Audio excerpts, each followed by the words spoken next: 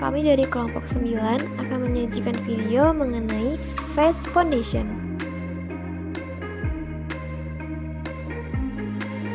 Dengan anggota kelompok yaitu Mutiara Robani, Hanifah Nurrahmah, dan Cantika Ananda Putri. Poin pembahasan pada video ini yaitu pendahuluan, persyaratan atau karakteristik, tujuan penggunaan, komponen dan contoh formula sediaan, esel penggunaan sediaan kosmetik, dan evaluasi sediaan serta uji stabilitas.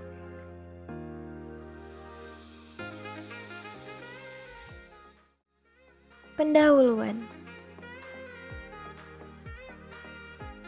Kosmetik mulai dikenal manusia sejak berabad-abad yang lalu. Kosmetik dikenal karena keinginan manusia berpenampilan cantik. Salah satu cara berpenampilan cantik adalah dengan merias wajah sehari-hari. Foundation merupakan salah satu contoh kosmetika yang sudah ada sejak tahun 200 sebelum Masehi pada zaman Yunani dan Mesir kuno. Pada zaman Yunani dan Mesir kuno, perempuan terdahulu menggunakan bubuk timbal, cuka, tepung kanji kapur putih, dan timah yang dicampur sampai berbentuk pasta untuk mencerahkan kulit wajahnya. Teknik merias wajah ini berlangsung sampai abad pertengahan dan zaman Renaissance. Bahkan, kabarnya foundation yang terbuat dari campuran di atas sempat digunakan oleh Ratu Elizabeth I untuk menutupi bekas luka dan mencerahkan wajahnya.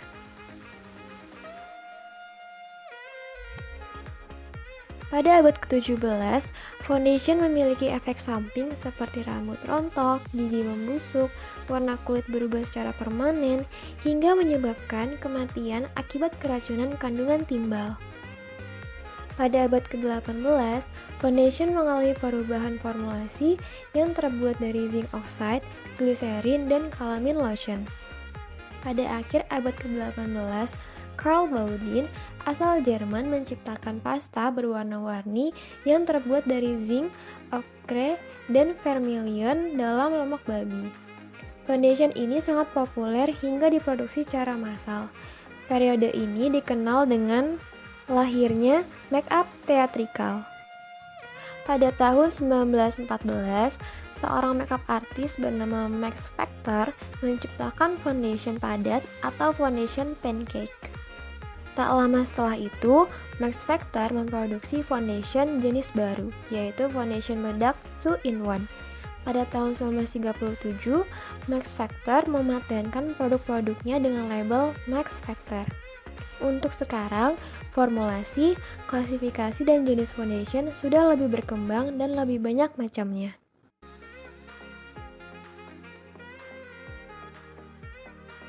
Foundation digolongkan ke dalam jenis kosmetik dekoratif.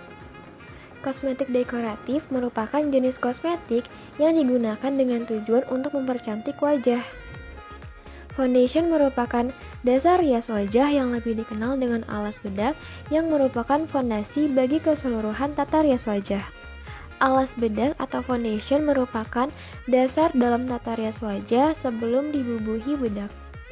Foundation membuat bedak mudah menempel pada kulit wajah. Foundation memiliki peran penting dalam make up.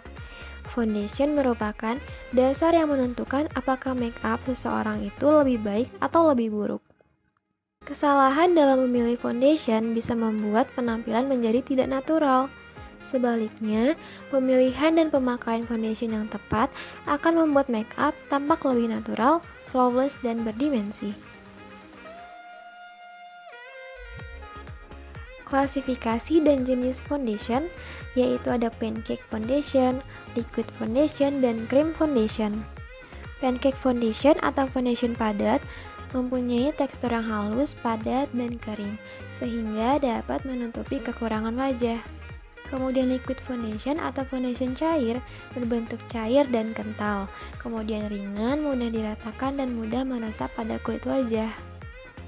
Lalu cream foundation yaitu memiliki tekstur yang padat, lembut, dan tebal. Persyaratan atau karakteristik face foundation. Face foundation yang ideal harus memiliki persyaratan atau karakteristik sebagai berikut.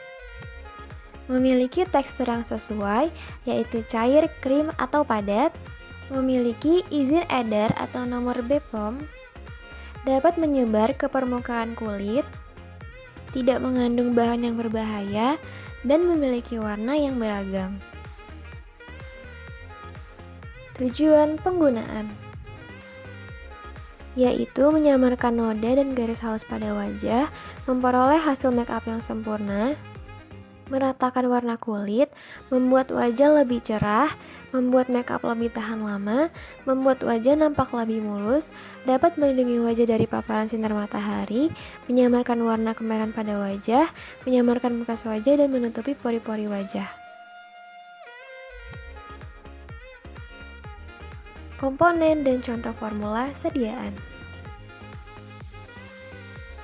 Formula foundation padat yaitu magnesium stearat sebagai pelicir, Vaseline album sebagai fase minyak, dioksotitanium sebagai opaxifying agent, dimethyl silicon fluid sebagai pengikat atau occlusive agent, mica sebagai pengisi dan pengkilap, metilparaben sebagai pengawet, amylum oryzosativa sebagai pengisi dan thickening agent, kemudian besi oksida merah, kuning, dan hitam sebagai pewarna.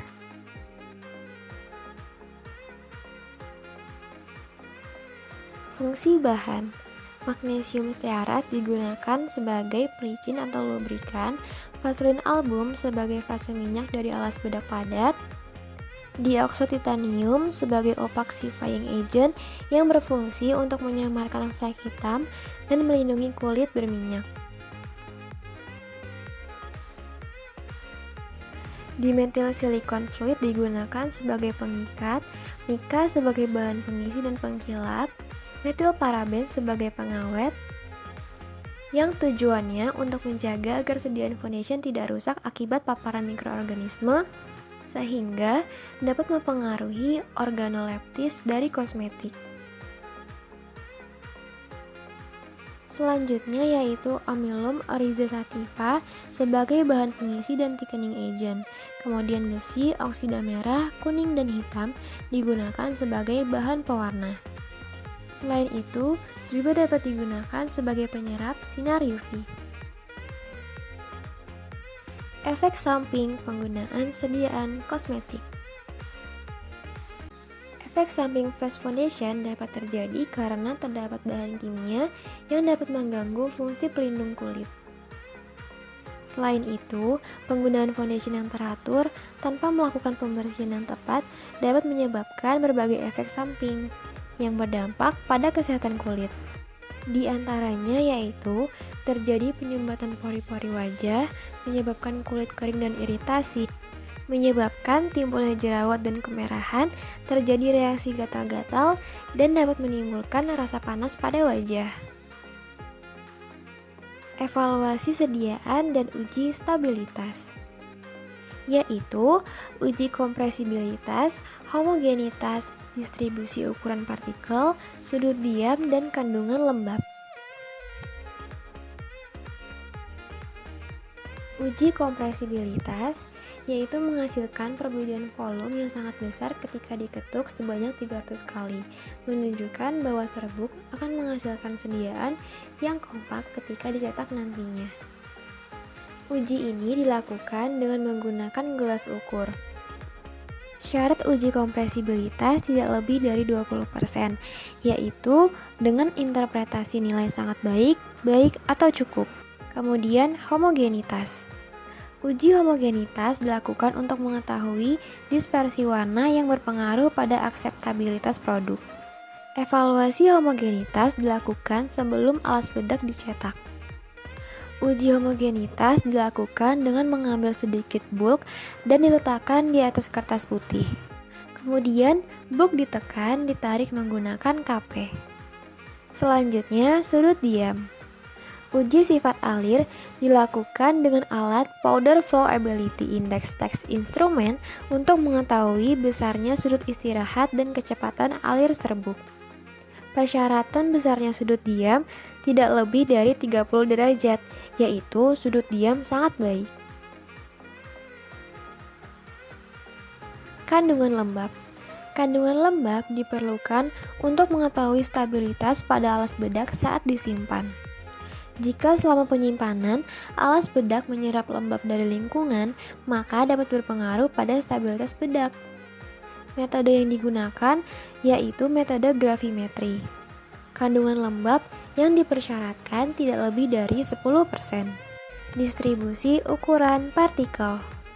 Uji distribusi partikel digunakan untuk mengetahui besarnya ukuran partikel rata-rata dalam sebuah sediaan. Uji ukuran partikel dapat dilakukan dengan beberapa metode, yaitu mikroskopi optik, pengayakan, sedimentasi, dan hamburan sinar laser. Target ukuran partikel alas bedak padat yaitu kurang dari 250 sampai 500 mikrometer. Evaluasi akhir. Pengujian ini dilakukan untuk mengetahui kemampuan alas bedak ketika diberikan perlakuan normal atau saat penggunaan normal dari ketahanan terhadap masalah yang mungkin terjadi saat penyimpanan. Pengujian ini dilakukan dengan cara menyiapkan 10 buah sediaan alas bedak padat di dalam godet dan kemudian dijatuhkan dari ketinggian 30 cm sebanyak 3 kali. Kemudian, uji organoleptik. Uji organoleptik digunakan untuk melihat karakter fisik yang meliputi bau, warna, dan konsistensi alas bedak padat. Pengujian ini dilakukan secara makroskopik. Selanjutnya, uji payoff yang terdiri dari brittle test dan caking test. Brittle test dilakukan dengan terlebih dahulu menimbang bobot spons dan kemudian mengusapkan spons sebanyak 5 kali ke permukaan bedak. Setelah itu, spons ditimbang kembali untuk mengetahui massa brittle test. Massa brittle test sama dengan bobot akhir spons dikurang bobot awal spons. Caking test dilakukan dengan mengusapkan spons sebanyak 50 kali dan hasil tidak boleh ada caking. Setelah itu dicatat pada usapan keberapa terjadi caking pada setiap sediaan. Berikut adalah daftar pusaka yang kami gunakan.